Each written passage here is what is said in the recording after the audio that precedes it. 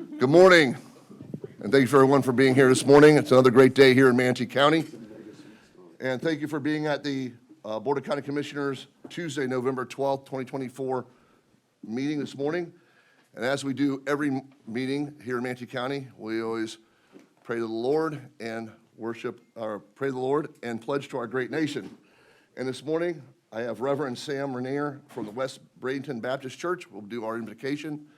And I'm proud to have Army Major Maria Rodriguez Gano here to do the Pledge of Allegiance. So if everyone would please stand at this time.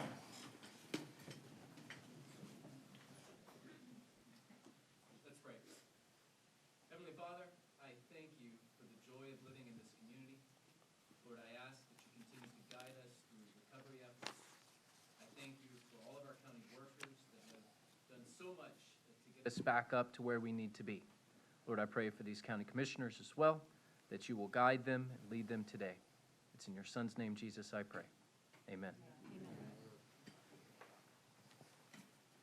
I pledge allegiance to the flag of the United States of America and to the republic for which it stands, one nation, under God, indivisible, with liberty and justice for all.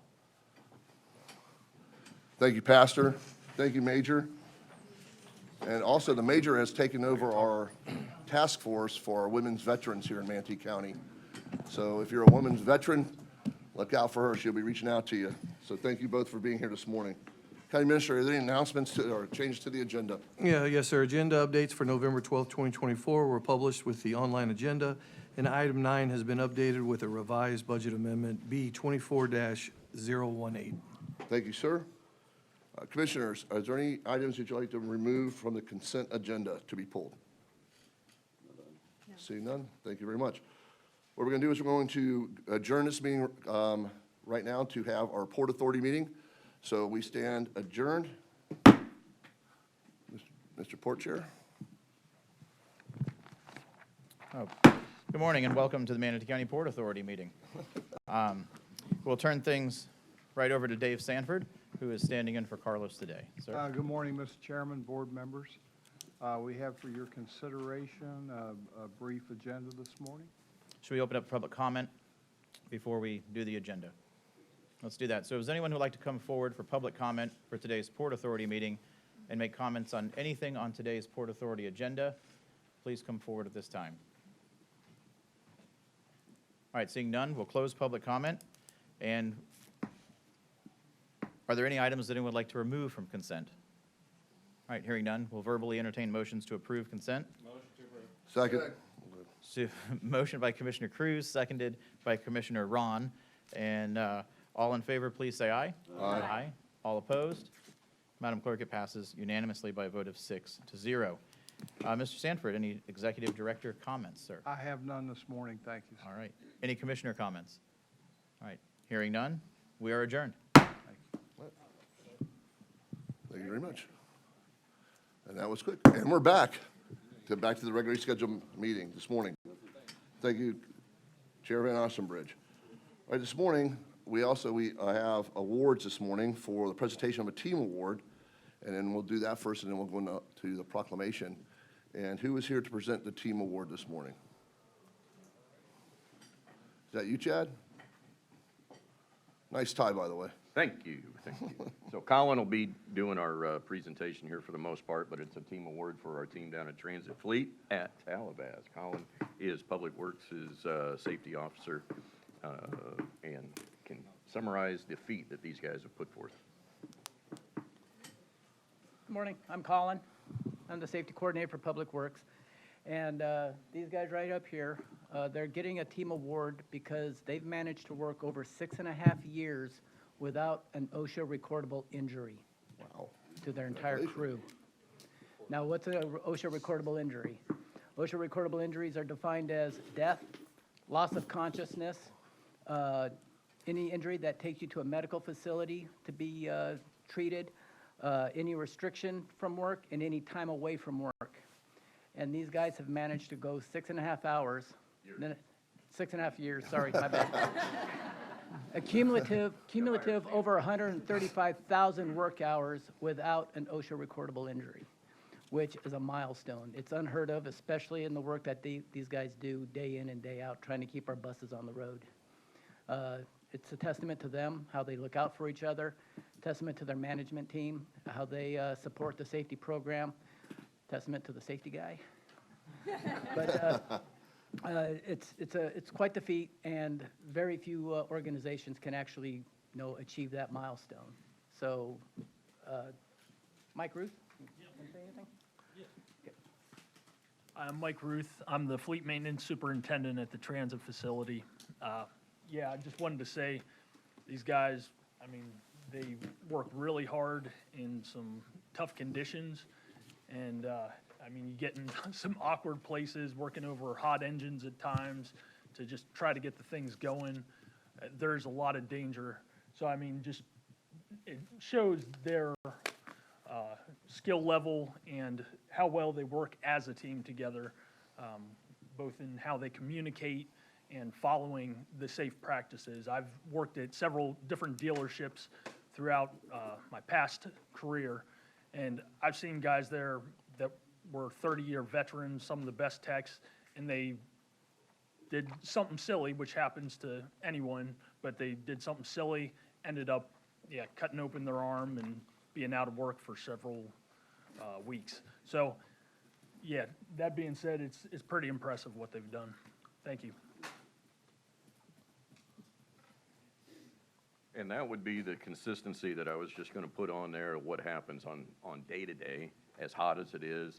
Yes, you're under roof, but the fleet shops obviously are not air-conditioned, and in the oppressive length of summer, working in and around even the hot vehicles and out in the yard, because you're trying to help an operator out and keep a vehicle going. They work on the fixed-route buses and the paratransit buses as well.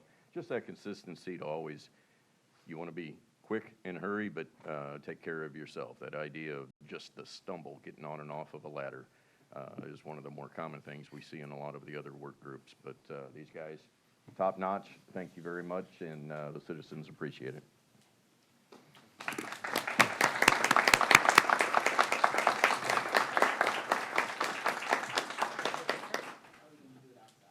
Thank you, gentlemen, for all your hard work and attention to detail and everything you do.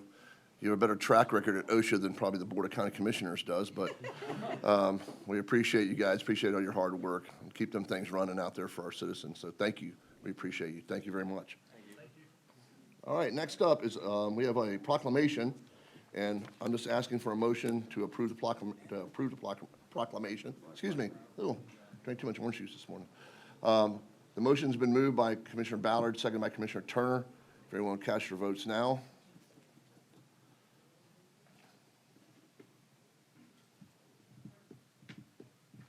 And the proclamation carries 6-0. Thank you very much.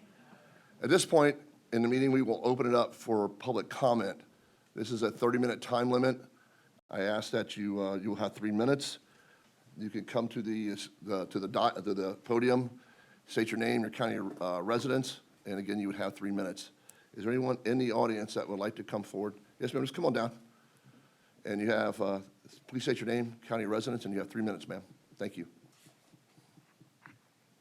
Hello, my name is Martha Robinson. I live in Manatee County. Thank you all for the time. Thank you for listening. I'm here to talk about the disaster unemployment application process, and I work on Lido Key on the water as a biologist to educate people about the mangrove habitat out there, which is crucial for a lot of reasons, including hurricane resilience. I began applying for relief the week after Milton. I have minimum needs of $2,600 a month and almost more problems than dollars of those needs with the application process, being repeatedly kicked out of the site in every attempt to go forward with it. I had the inability to upload attachments which were necessary for income verification. When calling for help many different times, I've been hung up on by robots a number of times in a row, or the people who have finally answered have been incapable of assisting me in moving further. I have called and finally reached a person for help to be directed to 2 career source centers that did not exist. 2 addresses that I went to where there was no career source center. Finally going to the one in Sarasota County for them to tell me I needed to call back those people in order to get the help that I needed with the process. There has been no follow-up with me after needing to fax the documents in for monetary reconsideration, and the initial monetary determination was $78 per week. Not only do I work out on Lido Key, but through the process of this application, I've been applying for other jobs, and I have been working a part-time business in Village of the Arts. $78 per week is not enough, and even if it were $265, the maximum, it still would not be enough to cover the bills that are necessary each month. And I am a working citizen, I'm not lazy, and I'm a college-educated person. So it's not like I'm inadequate at application processes. It is the process itself, which I had attempted in 2020 during COVID and failed at and gave up on after reading a document about how some of the governing bodies within the state of Florida had made the application process as difficult as possible so that they could report low unemployment rates. And now my landlord has begun the process of evicting me from my place of residence and place of work because I have been unable to pay rent this month. This is a huge problem, and I am not the only one who needs help. And I know that based off of the last meeting I attended, there's $19.5 million in your budget for paying people by the county. And I'm wondering if you have the flexibility and grace to give it to people who need help. Thank you. Excuse me, ma'am, are you referring to our county website that you went in to apply and you had these issues? I'm referring to the reconnect problem for the disaster relief unemployment. Okay, would that be a state level? I mean, that'd be a, okay. Yeah. I mean, ma'am, so you went online and you applied at the state level, the FEMA disaster site? There were 2 different processes. The FEMA application, which was successful in granting me $770, and that was able to pay my October rent plus what was gifted to me by friends. But the separate process of the disaster unemployment relief is through the Reconnect program in the state of Florida. So, ma'am, unfortunately, I think that the process that you need to go through for working through this is going to be with the state of Florida, not with our county level officials, because we don't have funds specifically for that here at the county level. Do you all have funds available for assisting your county residents? Mr. Chair, ma'am. Tracy Adams is in the back of the room. We'll get her connected with her and see if we can help. There's a young lady right back there waving at you right now.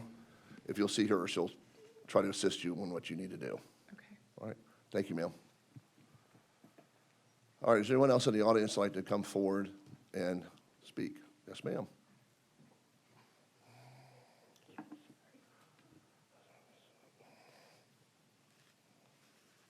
Good morning. I am Jill Sosinich. I'm here today to talk about the flooding in Lakewood Ranch back in August. I've lived in Lakewood Ranch since 2011. My neighborhood was completely flooded on August 5, 2024. We live in Zone X, don't have flood insurance, and the majority of my neighbors don't have flood insurance. After a commissioners meeting on August 27th, Commissioner Chair Mike Ron did a TV interview with News Channel 8, and you stated how devastated you were for all of us. And you said, quote unquote, "We are doing everything we can to help them." It would greatly be appreciated if you could explain exactly what you've been doing for us. It would be greatly appreciated if you could please let us know resources that have been made available to help us. We've been forced into financial ruins. I'm just about $125,000 in repairing my home. I'm still displaced. I won't be able to have Thanksgiving in my home this year. On the morning of August 5, something went very wrong. After the plugs at the dam were pulled, releasing 18 billion gallons of water, my entire neighborhood flooded by 11. My entire house flooded within 90 minutes with me and my 2 young children inside. We lost the majority of everything in our home, and we're still displaced. During the county's Dam 101 tour, where the media was invited, the county stated by 9 a.m. the levels were approaching 40 feet, prompting the manual opening of the first earthing gate. However, public safety was not notified until 10:15 a.m. That's an hour and 15 minutes of water being released, and public safety had no idea. Charlie Hunsaker has gone on record many times saying that the water from the dam had no effect on my community. If that is so, why were several emergency text messages pushed out from the county saying a strategic release of water was being done? This would cause dangerous flooding and to evacuate. The text messages did not say which specific neighborhoods would be affected by incoming surge of water. We had whitecaps of surging water into my neighborhood. The text messages stated shelters were open. No addresses were provided. One of the messages that was captured told people to call 311 for emergencies. When did that change to call 311 for emergencies? The Braden River monitoring station near my neighborhood measured 28.38 feet high on August 5, 2024, resulting in over 150 homes in my neighborhood along the river to be destroyed by a tsunami surge-like surge of disgusting brown river water. Commissioner Chair Mike Ron, you did a social media briefing the morning of this situation, this event. In 32 minutes before the emergency spillway release. I'll give you a few more seconds, ma'am. Thank you. We have had 2 water main breaks within a half mile of my house in the last couple months. I'm concerned about the infrastructure. Water just bubbles up. Sarasota County on October 24th had a residents-involved meeting with a water engineer that came in and explained what happened in Laurel Meadows, and they're addressing it. We asked for an investigation. Can we be included in an update on what's going on when that will happen? Stormwater management, there's so many questions we have.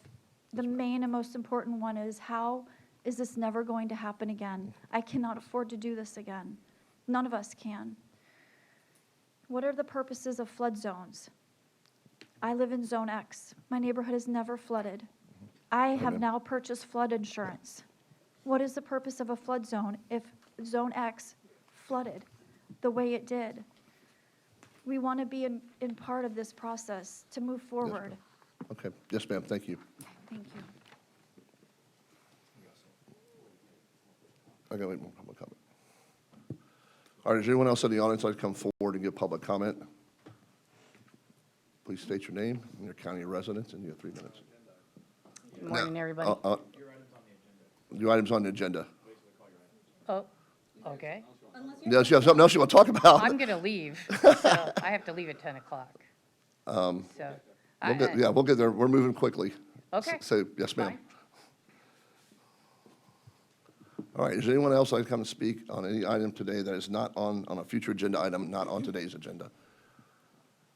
Ma'am, state your name, county residence, and you have 3 minutes. Good morning. My name is Dawn Kitterman, and I'm a Manatee County resident. I'm here to address you all this morning as a citizen of West Bradenton in District 3, also an MHS alumni. My comments are my own, and they're not in representation of anybody else. Last week, you all approved a sale for contract for the old City Hall property at 500 15th Street West. I'd like to thank Commissioner Bearden for pulling that item from consent to open up the discussion. Commissioners, I feel this item should be reconsidered and moved to a workshop. I think this should be openly discussed, inclusive of public input. There were a variety of ideas that were raised during a joint meeting last year, indicative of how much there is to consider in terms of best use for this development site. Statements were also made during that meeting concerning stipulations being added to the sale contract, perhaps inclusive of park space, but the contract that you approved last week included no development stipulations. I agree that revitalization is very important. Unlike St. Pete and Sarasota, however, Bradenton's downtown is nearly devoid of internal public green space. Communities are made of more than tax revenue, and there is a great public value in park benches, playgrounds, and picnic areas. Not only do these features provide aesthetic richness and space diversity in the downtown, but they provide space for the community. There appeared to be no justifiable reason that a sale for the contract needed to be negotiated or entered into now, because the parcel still has a public use and new parking garage is still to be built.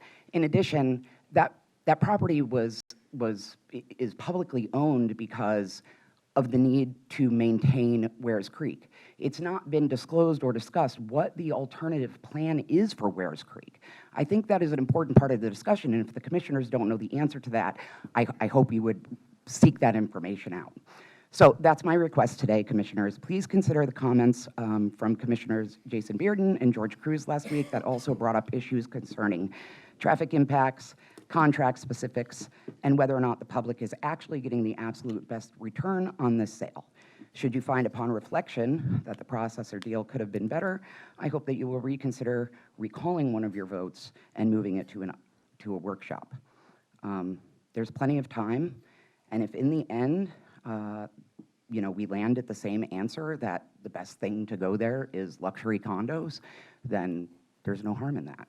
We've included the public, and no one can accuse anybody of not doing your due diligence. Thank you very much. Thank you, ma'am. All right, is there anyone in the audience who'd like to come forward and give public comment on any item not on today's agenda? All right.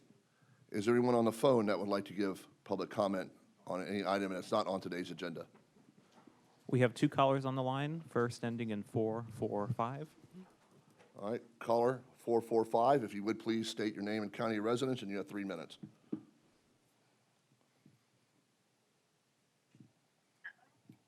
Caller. For the record, Glenn Gibolina, Manatee County. I'm in sync with Don Kinnerman as far as that property is concerned. You rushed into it.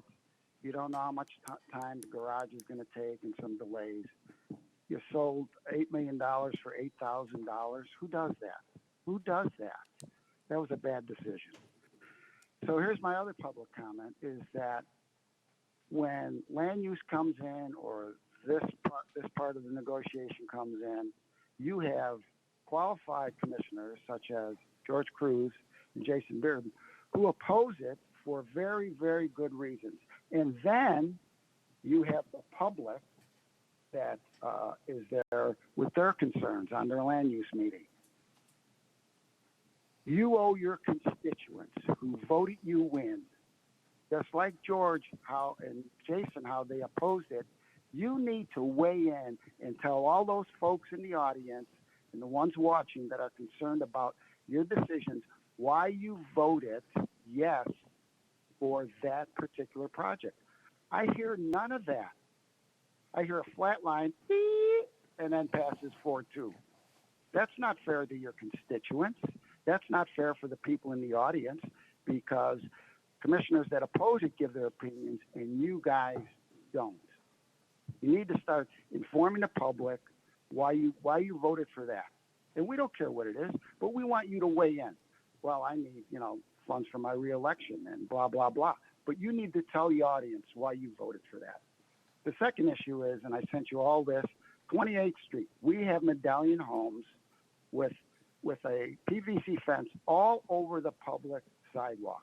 It's been that way since Milton, and it has not been addressed or fixed. And my last item I want to say is, Commissioner Ron, that you said you'd bring back the reason that Baruch got an extra large ADU, including a guest house on his property, from your staff. We never heard that. I don't have any parameters, because I'm sure there's other folks out there that would love to do that. So you need to give us an answer. Oh, is it 10 acres, 12 acres? Yeah, you can have an unlimited ADU. I was on Affordable Housing Board for 2 terms. That never came up. It was capped at 750 square feet. But you make exception for developers, and you cheat the rest of the community out of that same option. You guys better get your act together. For the record, Glenn Gadfly Gibolina. Thank you, sir. The next caller on the line. This is caller 697. Caller 697, please state your name, county residence, and you have 3 minutes.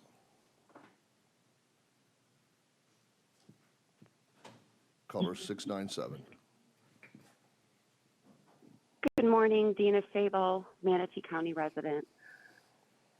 I'm calling in today to request again that we get the Manatee County Animal Shelter on the agenda as soon as possible, January or February next year.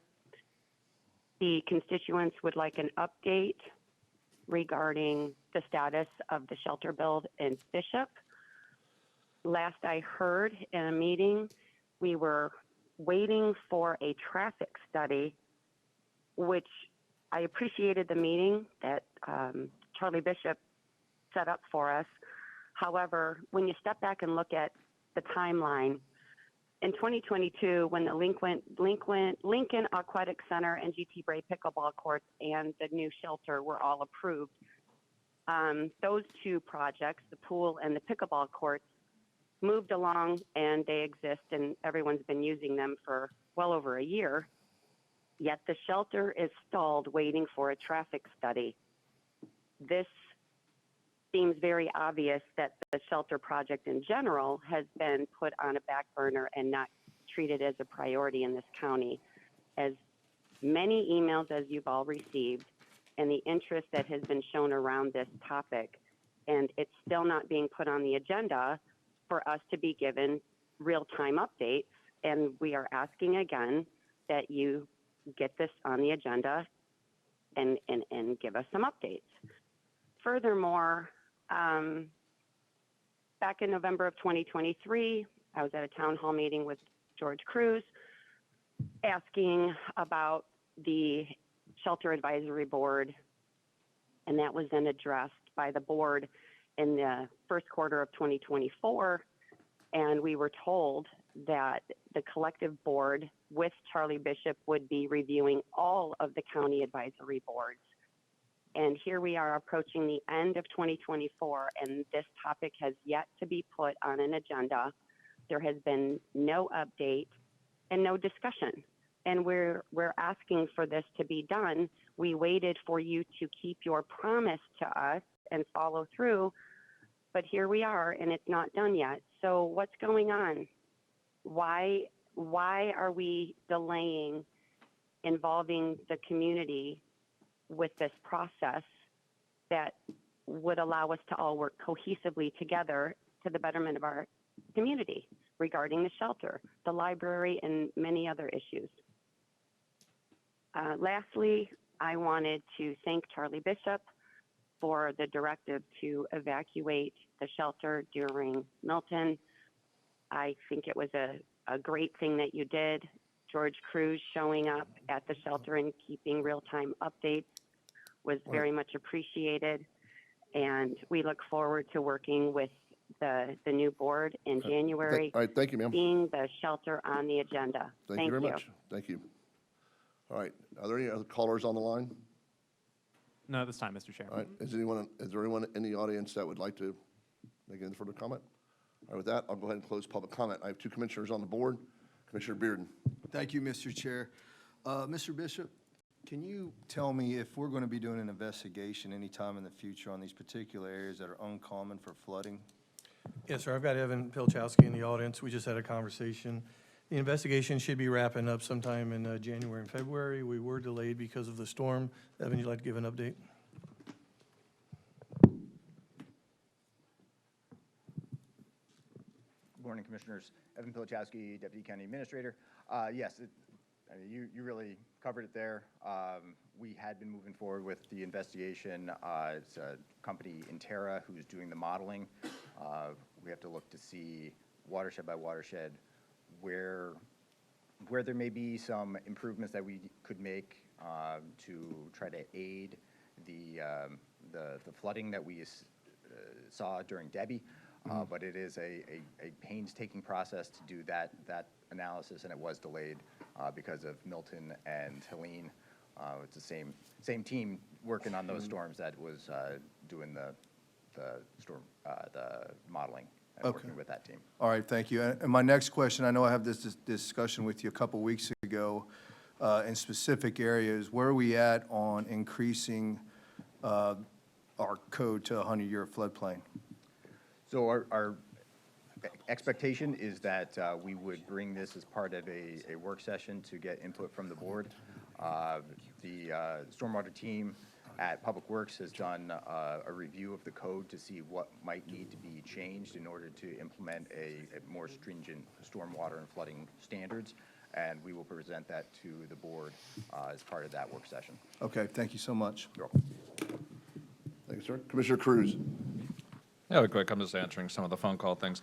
ADUs for Glenn, I'm working with Development Services on that. That should hopefully be coming back fairly soon with some proposals for modifications of how we handle ADUs going forward. Animal shelter, that is going to be on the January agenda. I'm putting it on there. The issue is with all of these, really, we've got an outgoing board and an incoming board. We're kind of in a weird tweener period where it only makes so much sense to have discussions over and over again with the same people. And I want to make sure the new board has time to get caught up and briefed and prepared to have meaningful discussions so we can meaningfully move things forward. That goes with ADUs as well as animal shelters. But that is coming back on the agenda for discussion about how we can fund that and expedite that. Third thing, advisory boards, I've been pushing for that well, since day one when we stopped seating people because we couldn't find like-minded people. Advisory boards are going to come back. I want to make sure they come back, that they get seated, and I also have some ideas on how we can modify how these meetings occur so we can make these advisory boards a little bit more impactful. I think we'll get better people on the advisory boards if we give them a little bit more teeth and ability to speak their mind. Right now, Glenn, as you know, I know this wasn't your item, but the Affordable Housing Board does nothing, says nothing. We don't include them in anything. It's a state requirement. We check a box and move on and ignore them. That's not how advisory boards should be, and I think we'll get better quality people if more advisory boards are treated like how our planning commission is, where they actually have a say in the matter. That's also going to come back when we have a strategy session in January with the new board. So all three of those things are being worked on, and I expect all of them to come back certainly the first quarter, if not the first month of the next year when the new board is seated. Thanks, sir. Appreciate the comments. Real quickly, we were remiss, and we didn't think that on the proclamation that the individuals were here for the proclamation. So what we'd like to do is go ahead and read the proclamation into the record and have them folks come up. Banna, can you do it for me? I can do it. Thank you. I appreciate it. So the folks with the Manatee Genealogical Society at 50-year anniversary, please come forward. Sorry, folks, we didn't realize you were here.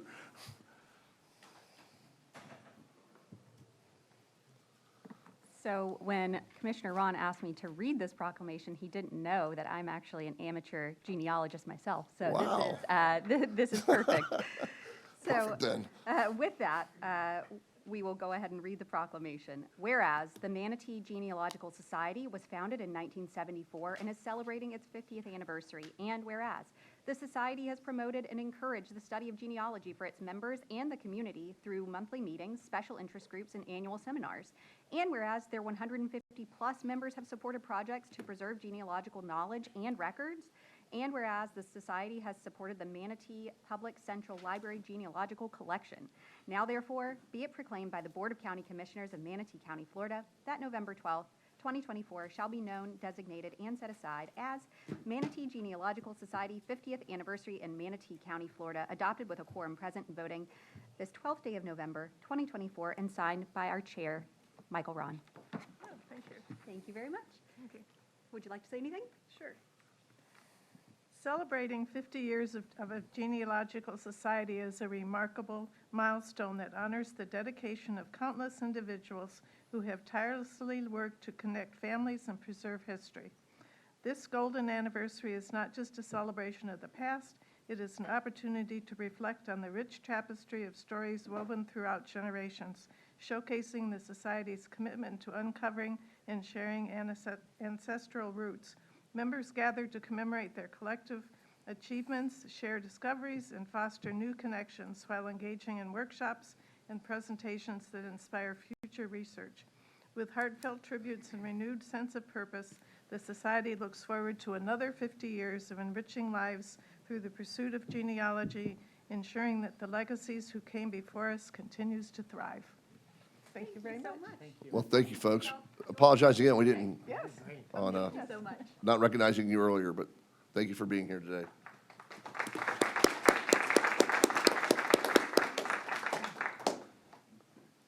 All right, moving forward, we're going to move on to citizens' comment. This is for consent agenda items only, any item that's on the consent agenda.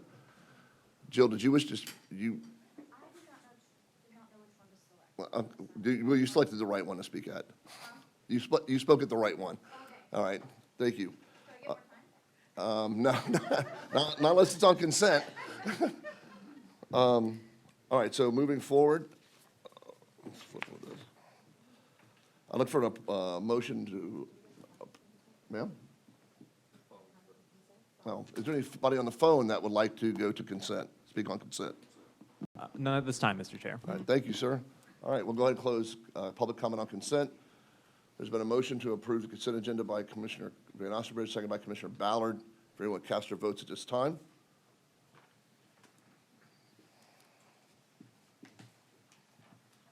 And consent carries 6-0. All right, moving on to the next item is going to be advertised public hearing, presentation upon request. Does anyone wish a public or presentation on adoption of ordinance 2488 on stopping, standing, or parking in the county right-of-way? Anybody good with that? All right.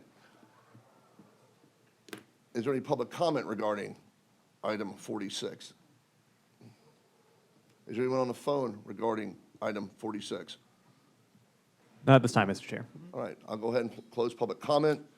The motion's been approved by Commissioner Beard or moved by Commissioner Cruz, second by Commissioner Ballard. Will you cast your votes at this time? And the motion carries 6-0. All right, we're moving on to Commissioner agenda items. Commissioner Ballard, you are up. Thank you, Commissioner Cruz. Okay. Wow, that came quickly. Okay, so Mr. Agnelli from Boys and Girls Club visited us a couple of weeks ago and expressed some issues with funding for the Boys and Girls Club opioid prevention program, substance abuse prevention program. So typically, in the past, that program had been funded by the state of Florida. The governor vetoed that funding this year, basically saying, well, the counties have their opioid litigation funds now, so they should be able to fund that programming. Initially, I think the idea from Boys and Girls Club was that they could just deal with it and kind of backfill the funding on their own. However, they sustained some pretty significant damage from Hurricane Milton at their DeSoto Club, and unfortunately, they have to meet a deductible before they can get insurance coverage. So they're taking a pretty significant financial hit this year.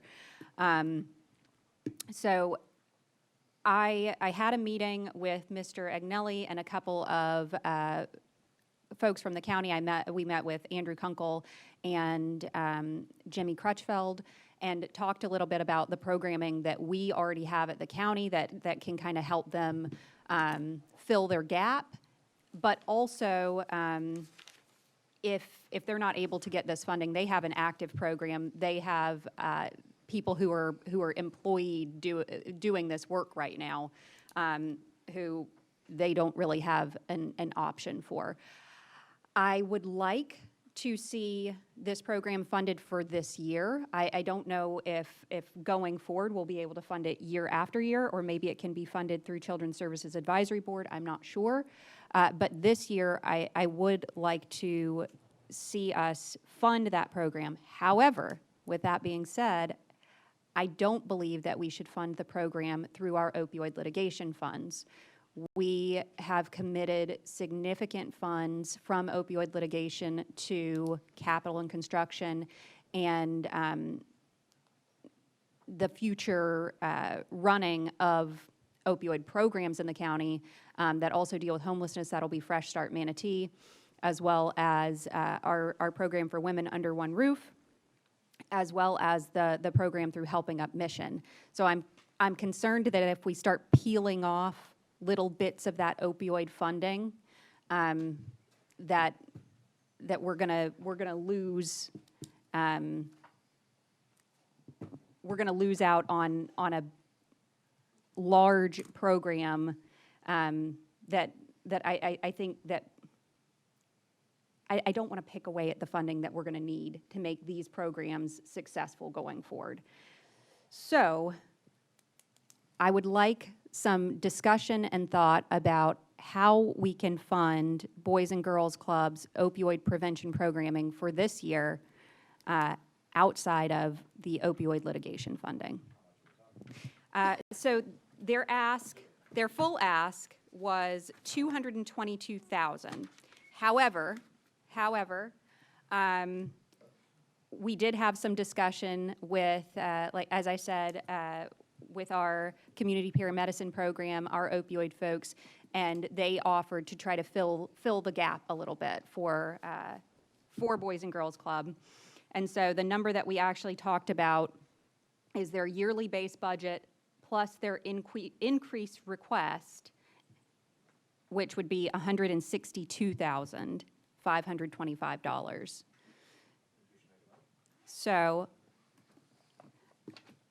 I move to direct staff to find $162,525 for to fund the Boys and Girls Club's opioid substance abuse prevention program. Okay. All right. There's been a motion and a second on the board is Commissioner Cruz.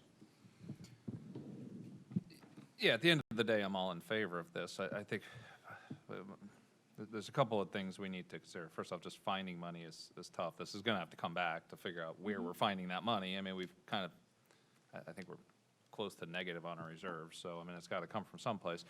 Obviously, the logical place is the opioid funds. The one issue we've had with the opioid funds, and I think everything we're doing with those dollars is amazing, but it's more focused on helping people who are already hooked on opioids instead of keeping people from being hooked on opioids in the first place. We've got to miss the first step, and you kind of fix the first step. You don't need to deal with the second step long term. I think what Boys and Girls Club is doing is extremely important, and it's in the context of what these funds should be used for. Yes, getting people off of stuff they're already on is critically important, but making sure people don't get on it for the next generation is even more important in the long-term success of our community. So this program does need to continue in some context. Let's remember, we're being put in this position because of the state, not because of us. They've made some decision that because we've gotten money for a need that we have, that they no longer have to do their job of providing funding where it's needed. And once again, it's stuck on the county to pick and choose things. Well, they're approving a $3 million world's largest bowl of twine in some random county for somebody to get their speakership. So we need to have a conversation with the state about this long term, because you're right, this can't be an endless thing. We need to, when we come back in December, January, wherever it is, and talk about legislative priorities, we need to start having conversations like this. This is a small dollar request, and we need to start using our political capital and our voice to advocate for nonprofits, fire districts, things like that, to make sure they're getting things that they need as well.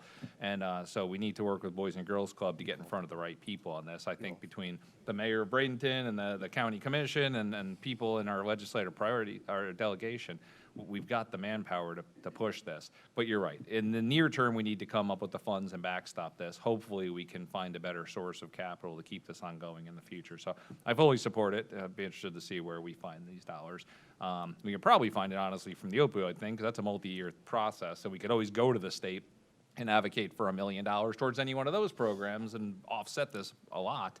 And that's a discussion with people like Johnson and Stewart. What's the easiest, lowest hanging fruit to get those funds from the state level? And if they say, hey, capital projects are hot this year, we can fund this out of opioid and then go ask for some money to support one of those projects at the state level before we need those dollars. But I'm in favor of this. Thank you, sir. Commissioner Ballard. And Commissioner Cruz, I agree with a lot of what you're saying on that. I think that long term, we absolutely have to find another another way to get these funds, and I think that advocating at the state level and helping our nonprofit partners is going to be essential. I don't disagree that obviously some opioid funds need to go toward prevention. However, the scale of the current problem right now, I think that we have to focus the great majority of our dollars on the existing problem. We do have our folks from Children's Services Advisory Board here. There is a possibility to do this as an emergency request through Children's Services Advisory Board. Tracy, would you like to come up and say something on that? Thank you. Good morning, Commissioners, County Administrator, County Attorney Tracy Adams, Deputy Director, Community and Veteran Services. We do have a emergency process for funding with our Children's Services Advisory Funds. We do have the funds to be able to work with the agency to go through that process. They are a funded agency of ours already, so they are familiar with the application process. So I guess the question now is, Do you want to change your motion? should we change the motion to try to do this through the emergency process with the Children's Services Advisory Board as a first step, and then if for some reason we're unable to do that, we can take another step of how to get this funded. But if we leave it as it is, and she looks into it and she's unable to do that, she'll bring it back to you the way you are able to do it. Correct. Okay, so let's leave it as Your is. motion is a catch-all inclusive of this. I like Right, that. yes. Okay. Just You like cast a a- catch-all motion? Catch-all motion. Okay, all right. Okay. What I'd like to do. Let's do it. Thank you, Commissioner Ballard. I'd like to open this item up for public comment. Is there anyone like to come forward and speak to this item? Is there, yes, ma'am?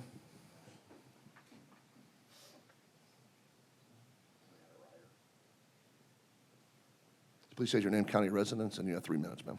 My name is Martha Robinson. I live in Manatee County, and upon hearing about this issue, the opioid crisis, I have been personally affected by that. A partner of mine has died from overdose, and so it is a matter that comes very close to my heart.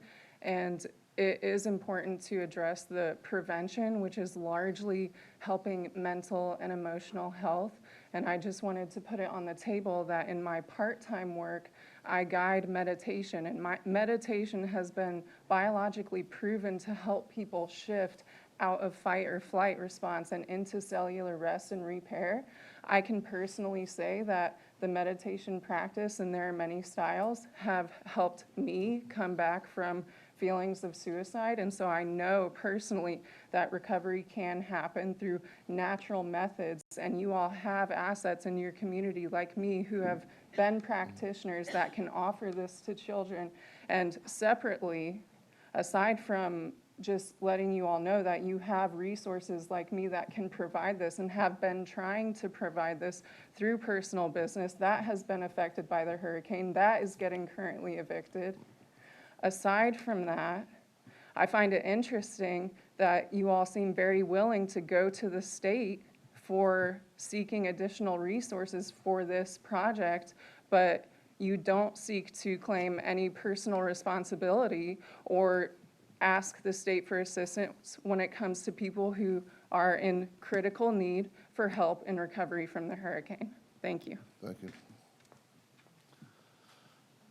Is there anyone on the line that would like to speak to this motion? None, Mr. Chair. All right, thank you very much. All right, I'll go ahead and close public comment. We've got a motion moved by Commissioner Ballard, second by Commissioner Van Ostenbridge. If everyone would cast their votes at this time.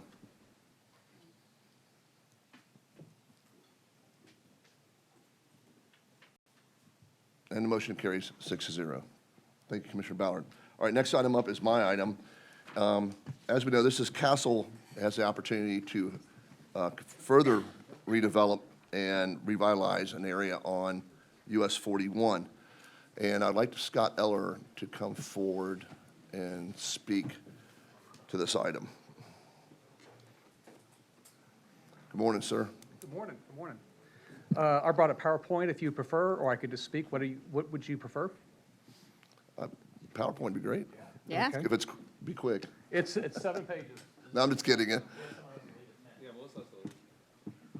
I mean, I must warn you, I'm a Baptist, but, you know, I'll try to keep this under 2 hours. You're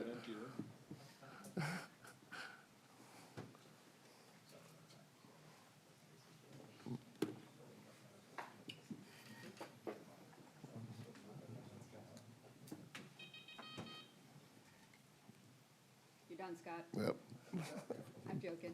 the buzzer went off.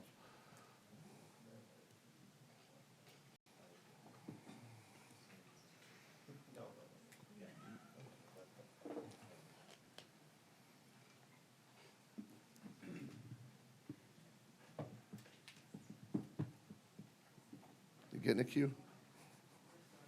All right.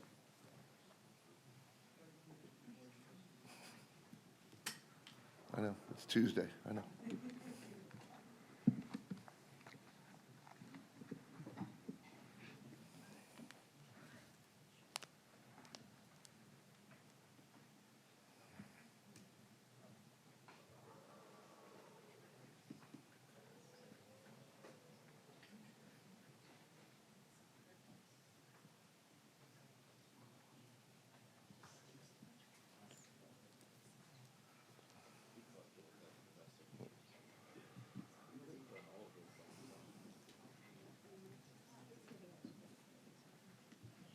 You got it? I think we got it. All right. Technology, a wonderful thing. Yeah, maybe you could come and entertain us right now.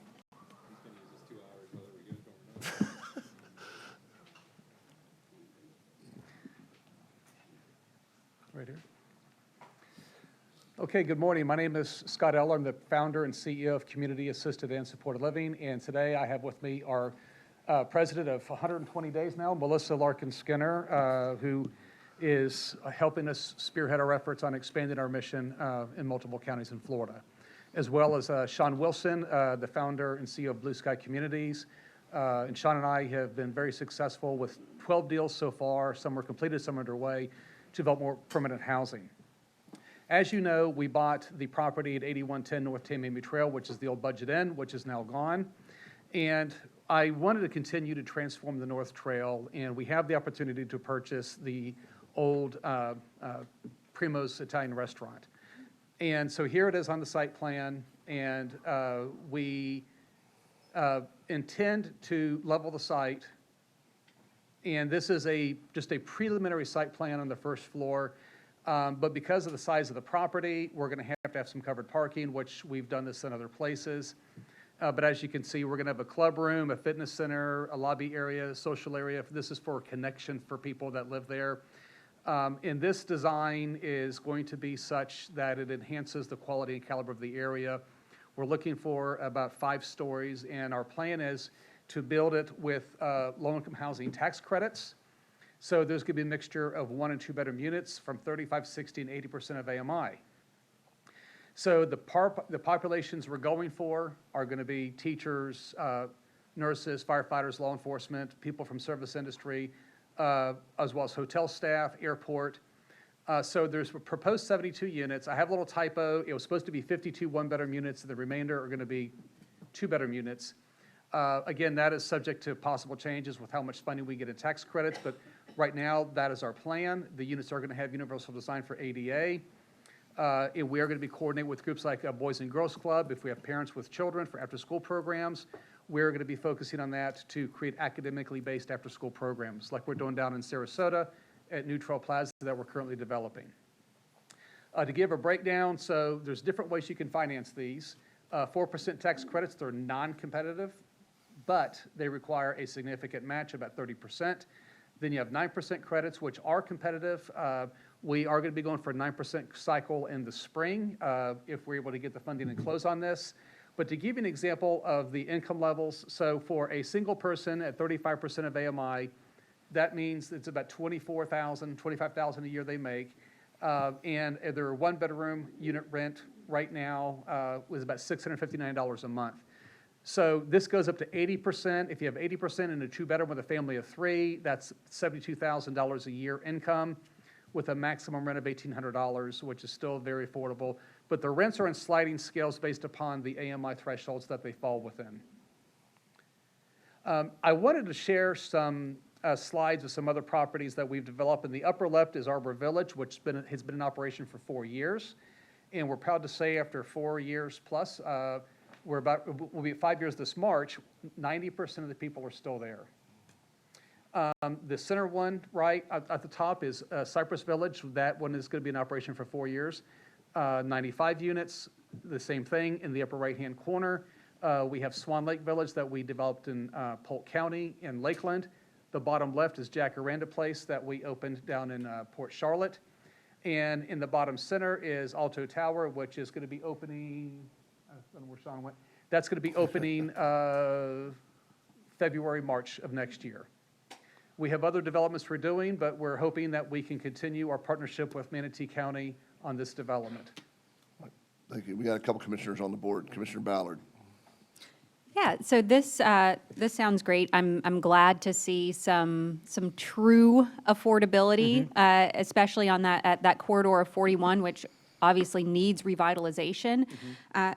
My question was, this seems to be a little bit different than some of the other projects that you've had, which have really focused on maybe people with disabilities, people with mental health concerns, those kinds of things. But this project, is it geared a little bit differently just toward working families or people who happen to be lower income without any other specific needs? Well, what we're cognizant of is there's been a challenge, and even amongst my own team. They can work in our communities and serve the people here, but they can't afford to live here. We're trying to change that, but we also realize we have a lot of single parents. And with that, we need to be cognizant of their needs, like a Neutral Plaza that we're building just south of here in Sarasota County. We're even going to have an after-school program there with Boys and Girls Club and 40 Carrots to do academically based programming to keep their grades up, so when these kids get to be juniors in high school, they're getting bright futures and scholarships to go to colleges, so we can change we can end the cycle of poverty with generational poverty. So the RFA that we're going after on this specific deal will be for the low-income workforce. These are your entry-level teachers, your people that work at the airports, people that work at Easter Seals doing the services. Do we want to rule out, if we don't win that one, we could do like an IDD cycle or something? I would not want to rule it out, but our priority right now is the RFA that's coming up in the spring.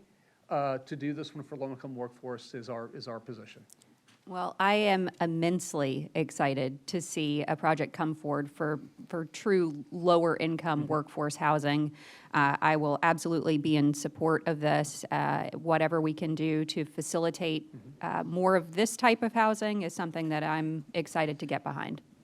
Well, we also have a Cedar Cove that hopefully we're going to be breaking ground on in the early spring. So Blue Castle wants to do serious investment in Manatee County. We think there's great partnerships here, great leadership, and we want to continue that relationship. Thank you. Commissioner Cruz.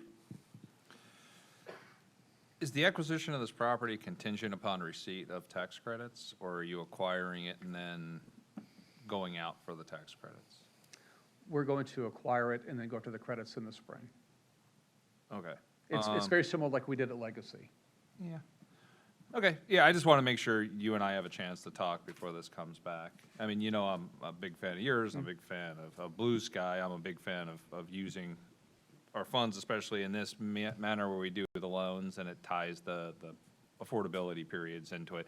So I don't have a problem with it whatsoever. I just want to have a better, I mean, 9% credit. If you said 4% credits, I'd be a little less concerned. 9% credits, only 20%, maybe even less, actually get awarded. I just want to make sure there's a fallback plan. Otherwise, we're going to end up. We've been doing these, and I was the biggest proponent of gap financing. It was gap financing. It was financing when there was a shortfall due to inflationary reasons. We were coming in to bridge a gap after tax credits were received. This is a little different animal where we're being asked to come in on the higher risk area of the acquisition prior to receipt of tax credits, prior to a final determination of a budget and a business plan. So this is a little bit more risky per se with tax dollars because we're just acquiring land. And you don't know if you're going to get the 9% credits. If you get 4% credits, is the budget going to change? Where's those funds going to come? What's the timeline for it? So again, I'm in favor of it. I'm going to vote in favor of moving this forward for discussion purposes. But between now and when the contract comes, I'd like to sit with you guys and at least get a better handle on what you're planning on doing and the assurity of the 9%, what the fallback is, because you guys have the ability to get the 4%. I mean, you guys proven that. So I just want to make sure that the downside of using the 4% is still viable relative to $2.3 million being put up on it. If we go for the 4%, we're going to have to find match, as you know. Understood. That's why I want to have the In conversation first the 9% before I own world, land. Blue Castle has been extremely successful, well over 70% on being awarded the tax credits. And we've done 12 of these, one of which has been a 4%. The other 11 have been 9% deals. So the fallback position is if we're not awarded for the cycle for the workforce development, if we go back into following cycle, as you know, you get a higher priority as long as it's still priority area. But there's always the fallback to do an application for, people with disabling conditions. But at this site, our vision is to do the workforce, and we're very confident that in one, if possibly not 2 cycles, we will be awarded, very similar to Neutral Plaza. Okay, like I said, I'm on board with it. I'm going to do it, but I would like to have a conversation. I'd also recommend you reaching out because this isn't going to come back with this board. This is going to come back with a different board, so it wouldn't hurt to start making introductions with some of the new people who are going to be up here because we all know what Castle is and who Blue Sky is, and we've toured your properties and seen your stuff. It wouldn't hurt to start making those relationships. And you may have already done that during the campaign cycle, but just to make sure everyone understands that all the great stuff you do here and why this relationship is important to Manatee County. Absolutely, and I look forward to it, and I look forward to transforming the North Trail. I think it's a great time to do it, and it's something to mention is we took down the budget end, and we saw some wonderful surprises there as we took it down. And I can only imagine. interesting, but we're now having these problems at Primo's, the old site that is abandoned, and I said, well, let's make this into an opportunity for Manatee County, and I've been here since '95, and I used to say this doesn't make sense from the airport into Sarasota. You go through an area that doesn't really represent what Sarasota is, and I wanted to change the gateway, and a lot of us have worked towards that, and the gateway into Manatee County, I would love to see it transformed, and I think it's well underway with this leadership and future leadership. Thank you, sir. Mr. Cruz, you good? That was the start of it. Commissioner Bearden. Thank you, Mr. Chair. No, Scott, I appreciate you coming up. You make a great product. I think this location is very strategic, knowing the fact that we're right up the road from the airport, right down the road from a college, and Easter Seals being right there, and restaurants all up and down, all up and down 41. So I think that it's something that I'm going to definitely be in favor of, and I think it is in the right step that we're taking for, beautifying all up and down 41 right there. So it's a great start. Thank you for very coming up much. and presenting. Thank you. Thank you, Scott. Commissioner Cruz, I had the same conversations that you're having, that you're concerned about with Scott already, too. We talked about making this a short-term loan, a catalytic loan, based on getting the tax credits. This is a great opportunity to continue to revitalize the gateway to Manatee County. The Primos property fell into disarray. We had homeless people sleeping in there. We had many overdoses in there. And as Scott could tell you, being right across the street, it's been, the Primos property has been somewhat of a major issue. I can tell you that a lot of the businesses around it and a lot of neighborhoods around it are for this, for the continued revitalization of US 41 as it become into Manatee County. We know what the airport just did with the new jet manufacturer. 400+ jobs are coming to the airport, and there's other jobs coming in with other businesses that'll be coming in that area also. But I think this is a great opportunity for us to make a strategic point in that in the revitalization of US 41 from University to Bowleys and then beyond that when we get to that process. So, Scott, I appreciate you bringing this forward. You guys do a great product. I'm looking forward to the budget in. Starting to go vertical, that's going to be great for not only the community but for Easter Seals as well, to be able to work with you and work with you on this project also. So with that, I'd like to make a motion. Well, just a moment. So Chairman Ron has handed over the chairmanship, just to be clear, to myself at the moment. I am chairing. You need open for public comment. Yes, could I open this item for public comment, please?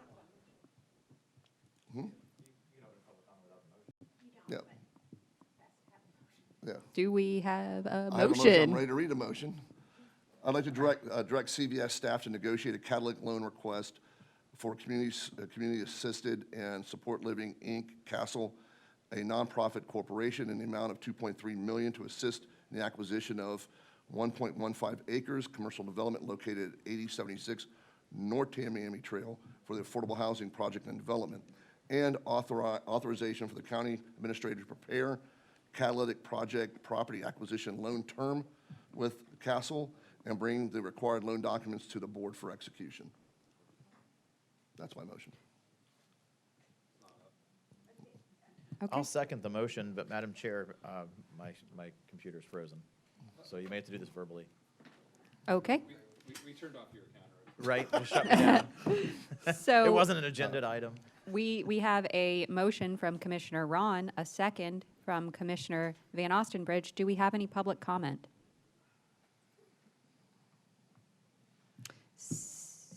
Do we have any public comment on the phones? None, Madam Chair. All right, seeing no public comment, it looks like the computers are back up, so we can cast our votes now. Mine is not, but I'm a yes. Oh, okay. You're on there as a second. Okay, Good, good. well- Put me down for a yes, please, Q. Thanks. Do we, or should we just do it by voice vote if we need to? Okay. Who's got it? She casts half of my And votes. Come on. the motion passes by a vote of 6-0. Thank you very And much. I will pass the chairmanship back over. Thank you. Thank you, Madam Vice Chairman. You're welcome. Thank you all very much. Thank you, Scott, for that presentation. All right, moving forward, are there any comments from the county attorney? County administrator? All right, commissioner comments? No, sir. I have several. I'll be quick.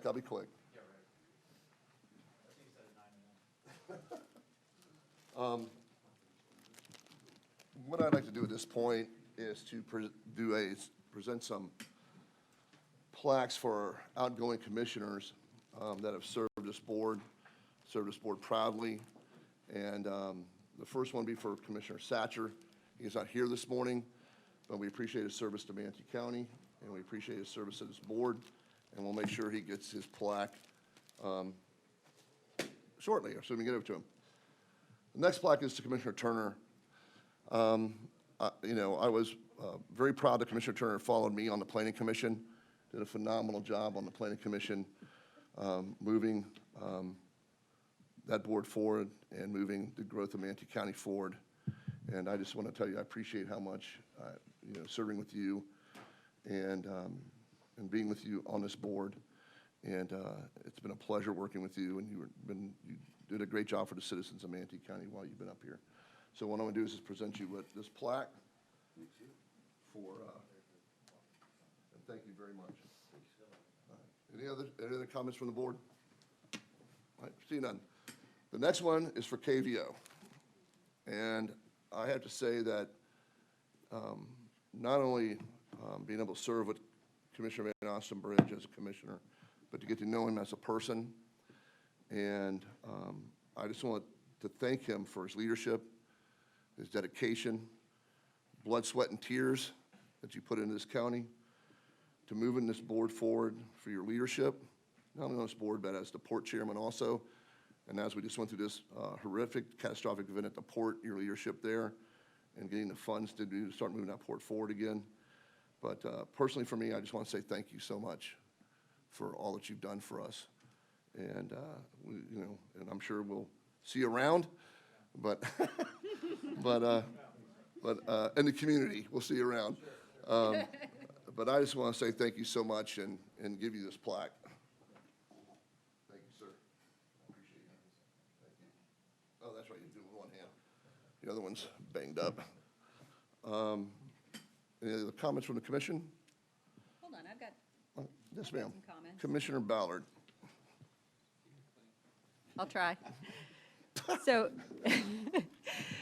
Commissioner Van Ostenbridge, it's been such a pleasure working with you.